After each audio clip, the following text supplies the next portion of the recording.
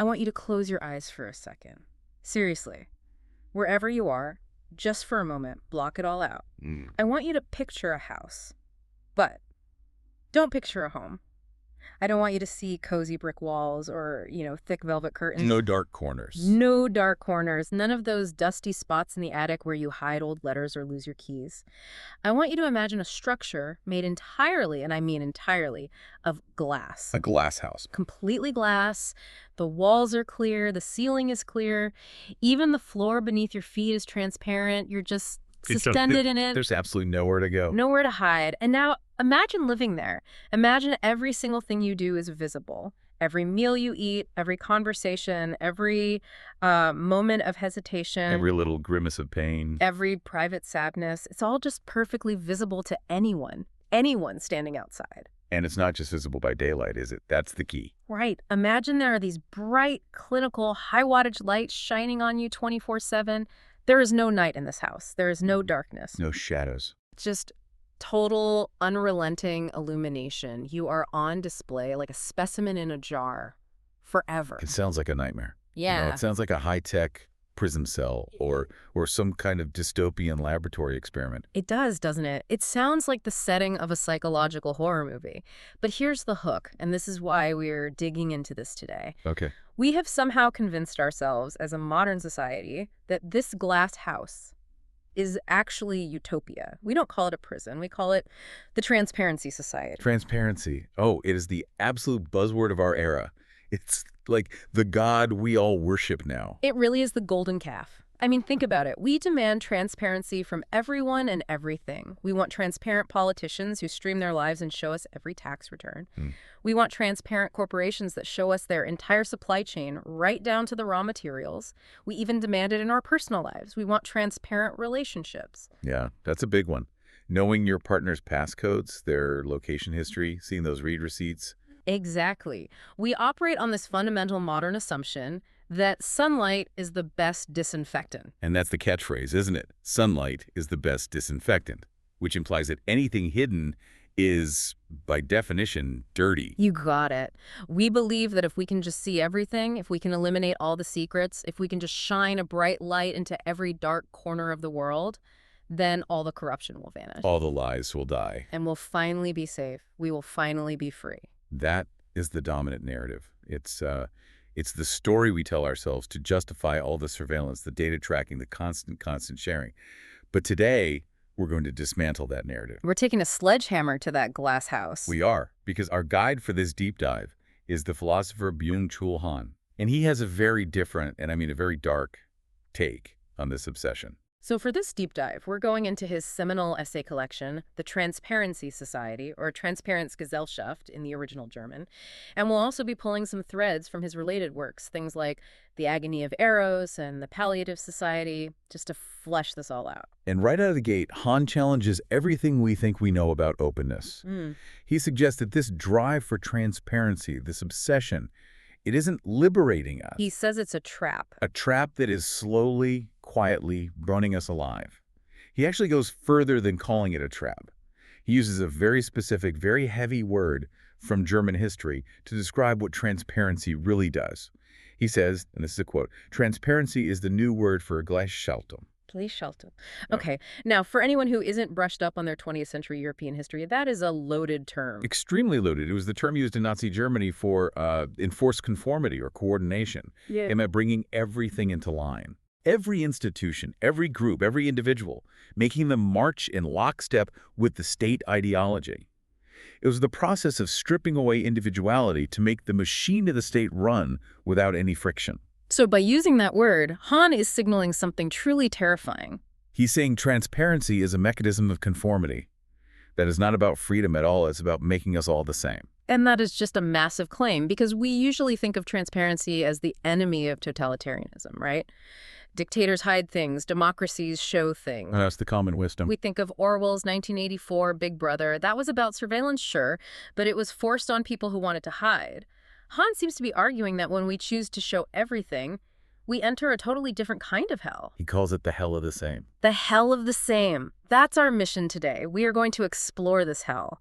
We're going to look at why Byung-Chul Han believes that our obsession with total visibility is literally burning out the human soul. Yeah, how it affects our relationships, our politics, our ability to think clearly, and maybe most surprisingly, even our ability to fall in love. It's a horror story. That's what it is. It is a horror story. It's about a society that has decided to banish all shadows, only to realize, too late, that the shadow is where the human being actually lives. So, okay, let's set the scene for us. We're in this glass house. Why does Han think this is so dangerous? What's the core mechanism at play here? Well, the core paradox Han presents is this. We assume that if we see everything, we will know everything. We equate information with truth. We do. We think more data means more understanding. But Han says no. He says in a transparent society, truth actually disappears. Mystery dies. And freedom. Freedom becomes a self-imposed prison where we are both the guard and the inmate. Okay, let's unpack that, because I'm sure there are listeners right now thinking, come on, this is a bit much. Transparency stops corruption. It holds power accountable. If I can see where my tax money's going, that's a good thing. Sure. And that's the seductive part of it. So how do we get from holding power accountable to burning out the soul? Where's the bridge? To understand that, we have to step back and look at the foundation of Han's entire argument. Right. We have to understand his vocabulary, specifically his definition of the positive society. Part one of our journey, then, the positive society. And when he says positive, he doesn't just mean, good vibes only. No. Although, as we'll see, that's actually a symptom of it. He's not using positive in the moral sense of good versus bad. So what does he mean? He's using it in a more structural, almost electrical or chemical sense. Positive simply means the presence of something. It means addition. It means flow. It means yes. Okay, so if positive is yes, then negative. Negative in this philosophical framework, and he's drawing from Hegel and others here, is the absence. It's Right. the barrier, the gap, the conflict. So negativity isn't just bad stuff or being a pessimist. Not at all. Negativity is otherness. It is mystery, shadows, secrets, pain. It's resistance. It's confrontation. It is the friction of life. It's the thing that stops you in your tracks and makes you think. Got it. So negativity is the wall you bump into. It's the person who disagrees with you and just won't budge. Yes. It's the secret you can't know no matter how much you Google it. It's the no. Exactly. And the positive society, which is the same thing as the transparency society, is a society that is trying to systematically remove all of that negativity. It's removing the barriers. It's removing the secrets. It's removing the friction. It smooths everything out so that information, capital, communication, everything can flow without any resistance at all. I really like the analogy of a machine here. If you're an engineer, you want a machine to be transparent in its function, right? You want to see all the gears. You want them to turn without grinding against each other. Right. Friction is bad for a machine. It means it's inefficient. It's going to break down. You want it smooth. You want it frictionless. But here's the core of it. Humans are not machines, and societies are not engines. Han argues that we, as humans, need friction to be real. We need boundaries. He writes something like, the soul needs spheres where it can be at home with itself without the gaze of others. So if you take away the walls, if you take away the shadows where the soul can rest, It gets burned out by the total illumination. There's nowhere to recharge. There's nowhere to just be. this connects directly to his famous concept of the burnout society. He argues we aren't just burning out because we work too hard, but because we have no defense mechanisms left against this flood of positivity. Exactly. But let's stick with this idea of smoothness because it's so important. Han talks about the violence of the smooth. Which sounds like a contradiction. Violence is jagged, it's sharp. Yes, we tend to think of violence as something that destroys or breaks, an explosion, a punch, something cutting skin. That's what he would call negative violence. The violence of the no. Right. But Han says there is a positive violence, the violence of the smooth, and it's the violence of conformity. How does smoothness force conformity? That's the link I need. Think about it logically. For things to be transparent to each other, they have to be compatible. If I want data to flow from my computer system to yours, those systems need to speak the same language. They have to be standardized. Right. If I have some weird proprietary file format, I can't share it with you. It's opaque. It blocks the flow. Exactly that.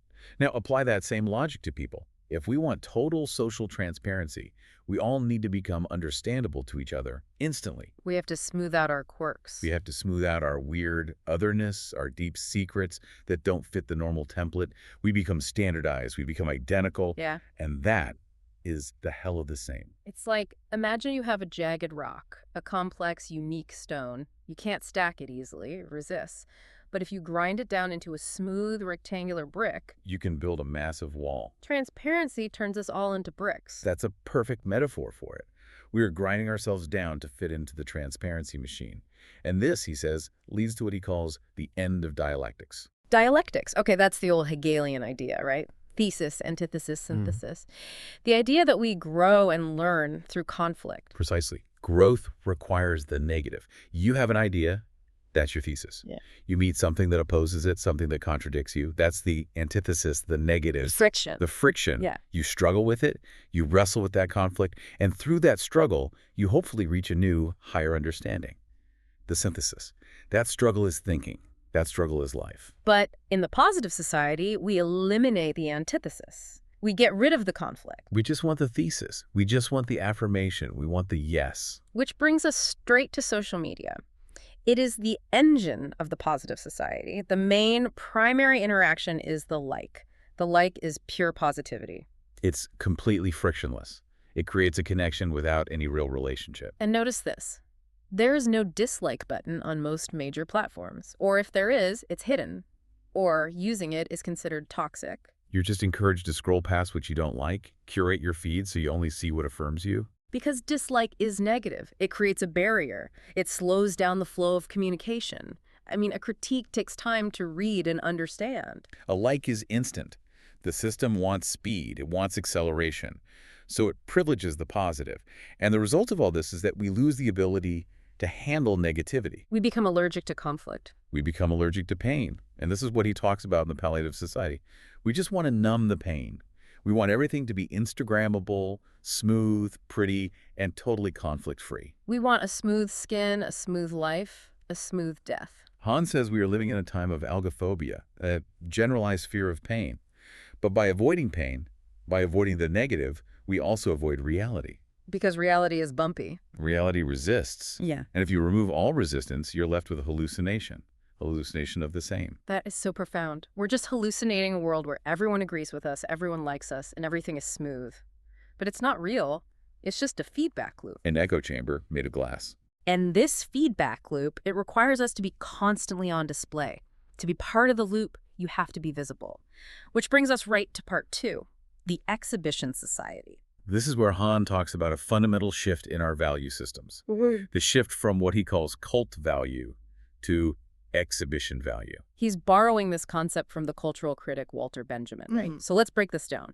What is cult value? Think about sacred objects in the ancient world. A statue of a god in a Greek temple or a relic in a medieval church. Were these things on display for tourists with selfie sticks? No, of course not. They were hidden. They were kept in the dark. Maybe only the high priest could see them, and only once a year. Or they were in a cave somewhere. Right. Their value, their cult value, came from their existence, not their visibility.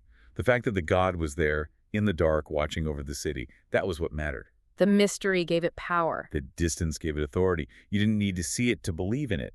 In fact, seeing it might have ruined the magic. But today, I mean, if it's not on your Instagram story, did it even happen? Exactly. We have completely inverted the value system. Now we live under the tyranny of exhibition value. A thing only has value if it is seen. If it's displayed. If it generates attention. If you go on a hike and you see the most beautiful sunset of your life, but your phone is dead and you can't post it, did it have value? In the exhibition society, the answer is increasingly no.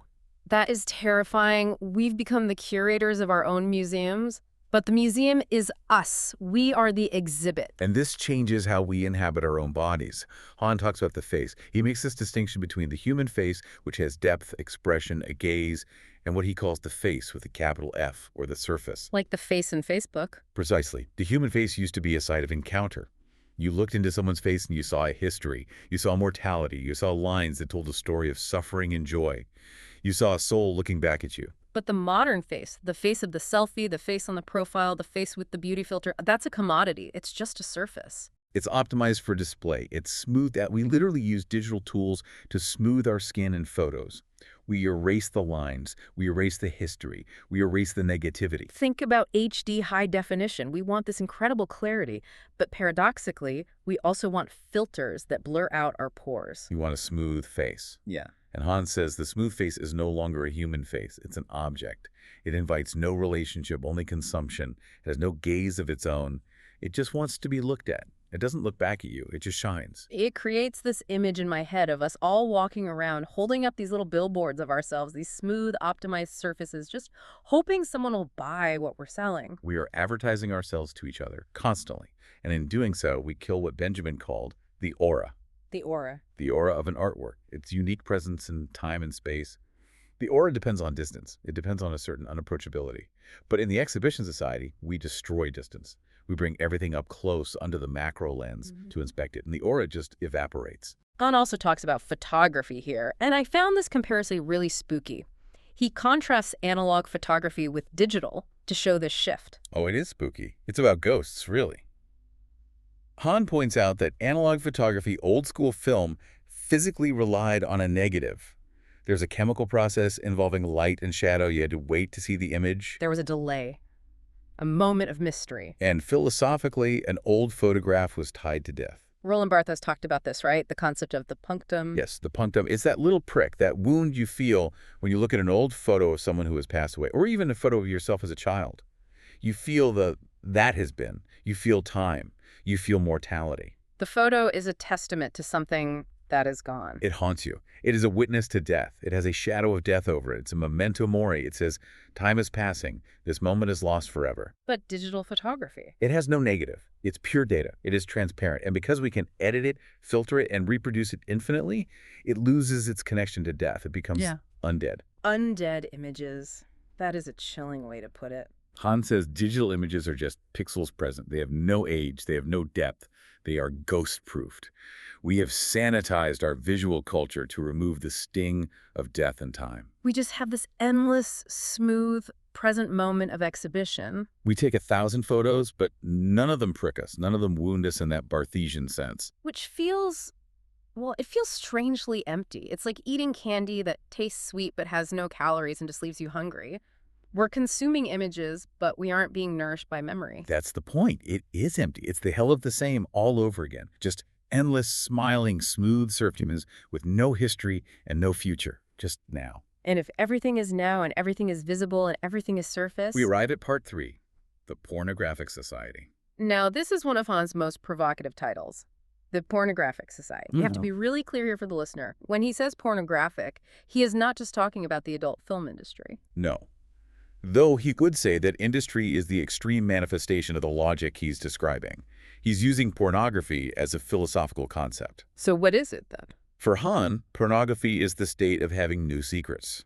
It is the direct contact between the eye and the image, with no imagination in between, no veil. So a spreadsheet could be pornographic in this sense. Absolutely. A spreadsheet that lists every single minute detail of a person's life, stripping away all context and mystery. That is pornographic data. It's the naked truth. A news report that shows the bloody aftermath of an accident in high definition, leaving nothing to the imagination. That's pornographic violence. And Han's main argument here is that this kind of nakedness, this hypervisibility, it destroys eros. Eros, desire, love, the driving force of life. Think about what makes you desire someone or something. Is it having them laid out under fluorescent lights, fully explained, with a user manual and every flaw magnified? No, of course not. Is it knowing exactly what they're going to say before they say it? No. It's the mystery. It's the, I don't know what they're thinking. It's the chase. It's the shadow. It's the seduction of the veil. Exactly. Eros requires a veil. It requires negativity, the part you cannot see, the part you cannot possess. Han has this amazing line, the secret cannot be consumed. And capitalism hates that. Capitalism hates secrets. It hates the unconsumable. So capitalism pushes for pornography. It pushes for total exposure so that everything can be turned into a product. Yes. He calls it the capitalism of exhibition. It wants to drag everything into the light so it can put a price tag on it.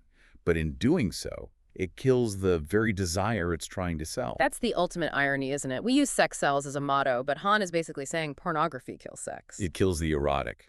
It leaves us with just flesh. He talks about the transparent body. If you take a body and wax it, smooth it, light it perfectly, and put it on a 4K screen, it ceases to be a human body. It becomes meat. It creates this obscenity of hypervisibility. It's too alive to die, too dead to live. That line really stuck with me. It brings up that zombie image again. It's the zombie aesthetic. And, there was a debate in the source material between Han and another philosopher, Giorgio Agamben, on this very point. Oh, right. What was Agamben's take? But Agamben wondered if maybe this total exposure, this empty face, could actually be a good thing. A good thing? How could that possibly be good, given everything we've just said? Well, Agamben had this hope that maybe, just maybe, by stripping away all the masks and all the hidden meanings, we could reach a state of pure, innocent presence. A profane face that is just there. Like if we stop trying to be mysterious, we can just be humans together in the light. Sort of. That by exposing the face as empty, we open it up to new uses, new possibilities, a kind of liberation from meaning. And what does Han say to that? Han says, no way. He rejects that optimism completely. He argues the exposed face isn't innocent at all. It's obscene. It's a face that has sold itself. Yes.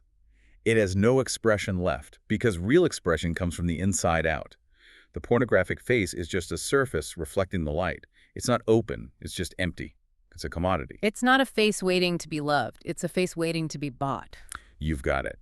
And this commodification, this endless pile of surfaces, brings us back to this idea that we are drowning in things to fee, but starving for actual meaning, which links perfectly to Part 4, the acceleration in information society. Here, Han tackles the difference between information and truth. And this is crucial for our listeners, the learners who love knowledge. We so often confuse these things. Oh, we do. We tend to think information equals knowledge equals truth. If I read 10,000 tweets, I know the truth. If I have the data set, I have the answer. But Han says those are three completely different things. Let's start with his distinction between narrative and addition. Okay. Narrative versus addition. This is about time and structure. A narrative is a story, and a story has a rhythm. It has a beginning, it has tension, it has a conclusion. It takes time to unfold. A ritual is a narrative. A pilgrimage is a narrative. You start somewhere, you go through something difficult, you end up somewhere else, a changed person. It's a path you walk. Information, on the other hand. Information is positive. It's purely additive. It's just 1 + 1 + 1 + 1. It's a list. It's a feed. And Han has this dark metaphor for it. He says, we are not walking a path. We are standing in front of a pile of junk. Wow. That visualization, the pile of junk, is so accurate for the internet.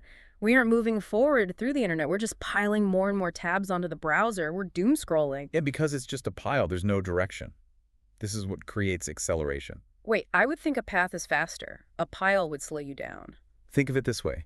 In a narrative, you have to wait for the end. There's what we call narrative tension. You can't just skip to the resolution. You have to experience the journey. It takes time. It resists speed. Exactly. But with information, you can just accumulate it instantly. The processes of data are fast because they don't have to go anywhere. They just circulate and pile up. So we are just spinning our wheels at incredible speeds. Precisely. We are whizzing through data, but we aren't moving. And Han says we have transitioned from being pilgrims to being tourists. The pilgrim versus the tourist. I love this distinction. The pilgrim seeks transformation. The pilgrim accepts the hardship of the road. The pilgrim is willing to walk into the mystery, not knowing the outcome. The tourist, on the other hand, wants the experience without the pain. The tourist wants the photo. The tourist wants efficiency. The tourist wants the best of list. Top 10 things to see in Rome. Check, check, check. Okay, I did Rome. And the tourist inhabits the hell of the same. Because whether you're in Rome or Tokyo or New York, if you're just consuming transparent size, taking the same photos, eating at the same global chains, it's all the same experience. It's all just data points. The tourist comes home unchanged, Right. just with more files on their phone. And Han's big claim is that this massive information, this pile of junk, actually destroys truth. Yes. He says the mass of information produces no truth. And the reason is because truth, for Han, is negative. How is truth negative? Truth is exclusive. Truth says, this is the way, and that is not. Truth cuts. It establishes a hierarchy. It eliminates possibilities to say, this is what is real. Information just adds. Information is positive. It doesn't exclude anything. It just piles up. Here's this fact, and here's this contradictory fact. They just sit there together in the pile. So having a terabyte of conflicting data isn't the same as having the truth. No, in fact, it's the opposite. It creates a void of sense. We have more data than ever before in human history, but we feel more disoriented than ever. We don't know what to believe because we've lost the narrative that helps us filter the data. We are blinded by the light. It's like staring directly into a strobe light. It's incredibly bright, but you can't see a single thing. And we are lonely under that pile of junk. Yeah. Which leads us, I think, to part 5, the intimacy and unveiling society. This one hits very close to home for anyone who uses social media. The tyranny of intimacy. We have this modern obsession, this compulsion to be authentic, and we've come to define authenticity as showing everything. If I have a feeling, I must express it. If I have a thought, I must tweet it. If I have a trauma, I must share it in a caption with a trigger warning. And if you don't share it, you're being fake, or you're repressing something, which is seen as unhealthy. Right. But Han counters this with the work of the sociologist Richard Sennett. Sennett argued that civilization, the very ability to live together in cities, requires masks. Masks. That sounds dishonest. We're taught that masks are bad. Be your true self. It sounds dishonest to us because we are obsessed with transparency. But Sennett argued that distance is necessary for society to function. We need a gap between our inner psychic life and our public persona. And that gap is where civility lives. Civility, politeness, discretion. It's not burdening the cashier at the grocery store with your childhood trauma. Right. It's play. It's manners.